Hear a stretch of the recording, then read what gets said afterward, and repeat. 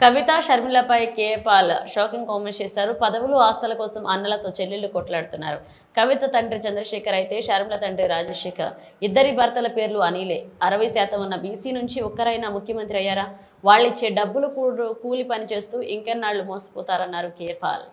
రాజకీయాల్లోకి వచ్చారు అన్న ప్రశ్న అందరికీ ఒక ఆశ్చర్యం కలిగిస్తుంది. నేను ముందే చెప్పాను, శర్మిలారెడ్డి పార్టీ పెట్టినప్పుడే ఇది బీజేపీ లేదా కాంగ్రెస్ పంపించిన బాణం ఏదో ఒక పార్టీలో చేరిపోద్ది, మీరు మోసపోకండి అన్నాను. లక్షల మంది మోసపోయారు, 100,000 మంది కోట్ల రూపాయలు ఖర్చు పెట్టారు. ఇప్పుడు రోడ్ల మీద తిరుగుతున్నారు. అందులో ఒక 40 మంది నన్ను కలిశారు.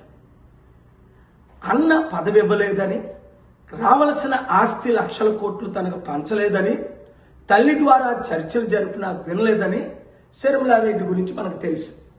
అయితే మరి ఇప్పుడు కవిత ఎందుకు వచ్చింది? అందుకే వచ్చింది, ఇంకొక అందుకు కాదు. అన్నయ్యకి పదవి ఇచ్చేశారు, లక్షల డబ్బులు ఇచ్చేశారు, కోట్లు. నాకేమి ఇవ్వలేదు, నేను ఊరుకుంటానా? ఆర్టికల్ 14 నేను కూడా ఈక్వల్ కదా. ఆయనకి 3 లక్షల కోట్లు ఇస్తే నాకు 3 లక్షల కోట్లు ఇవ్వండి, ఆయనకి సీఎం పదవి ఇస్తే నాకు సీఎం పదవి ఇవ్వండి అని ఈ గొడవ. చంద్రశేఖర్ గారి కూతురు కవిత, రాజశేఖర్ గారి కూతురు షర్మిల, వీళ్ళిద్దరు హస్బెండ్లు అనిల్ భార్యలే. ఇద్దరికి ఆశలు ఆకాశాలు.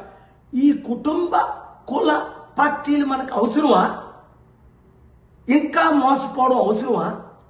మనం బీసీలు 60% ఉన్నాం, ఒక్కరైనా ముఖ్యమంత్రి అయ్యారా?